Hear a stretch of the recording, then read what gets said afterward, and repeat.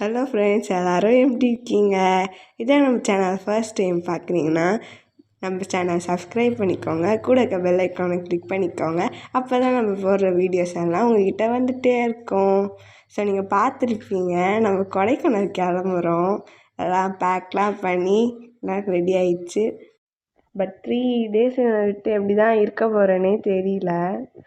ட்ரெயினுக்கு நாங்கள் எல்லோரும் போயிட்டே இருந்தோம். பார்த்தா கரெக்டாக எங்கள் முன்னாடி ஒரு கீச்செயினு பொம்மைலாம் எடுத்துகிட்டு மாட்டாங்க.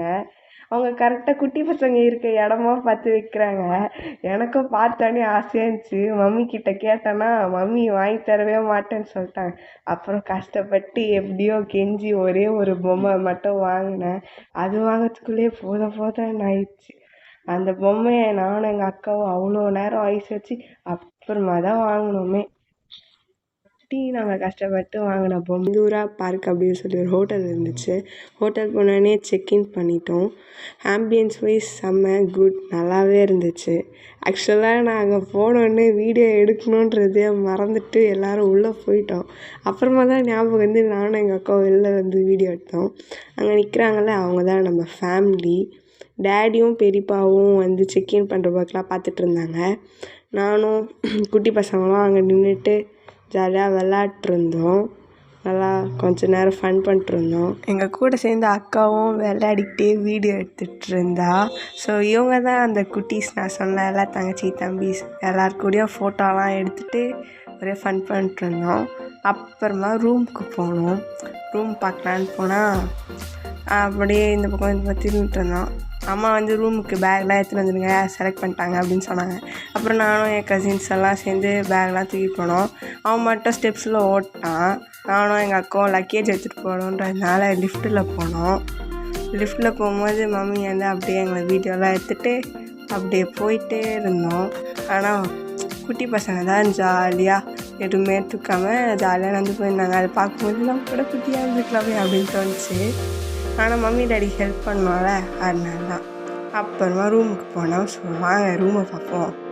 இதுதான் அந்த ரூமு. கதவு திறப்போம். ஆமாம், இதுதான் அந்த ரூம். எங்கள் பெரிய அத்தை ட்ரெயினில் வந்துட்டுருக்காங்க. ஏர்லி மார்னிங் 3 o'clock இங்கே ரீச் பண்ணிட்டுருவாங்க. பட் சின்னத்தை தான் வரல. அவங்க இருந்தால் இன்னுமே கூட கொஞ்சம் ஜாலியாக அப்படியே அக்கா போய் கண்ணாடி முன்னாடி நின்று வாழ்த்தனெல்லாம் பண்ணிட்டு இருந்துச்சு. எனக்கு ரொம்ப டயர்டாக இருந்துச்சா அப்படியே டமாலாம் பெட்டு மேலே பூந்துட்டேன். அம்மா திட்டினாங்க, பெட்டு மேலே எதுக்கு அழுக்கு ட்ரெஸ்ஸில் படுக்கிறேன்னு. அப்புறமா எழுந்துட்டேன்.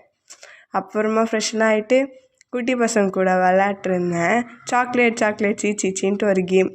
இது எத்தனை பேருக்கு தெரியும்னு எனக்கு தெரியல. தெரிஞ்சால் கீழே கமெண்ட் பண்ணுங்கள், பார்ப்போம் எத்தனை பேருக்கு இந்த கேம் தெரியுதுன்னு. ஒரே ஃபன்னு, ஜாலியாக எல்லாருக்கூட விளாண்டுருந்தோம். குட்டி பசங்கள்லாம் ஈஸியாகவே சிரிச்சிட்டாங்க. குட்டி பசங்க சிரிப்பு மட்டும் நம்ம சிரிச்சு தான் ஆகணும். அதனால் நானும் சும்மா அப்படியே சிரிச்சிட்டேன்.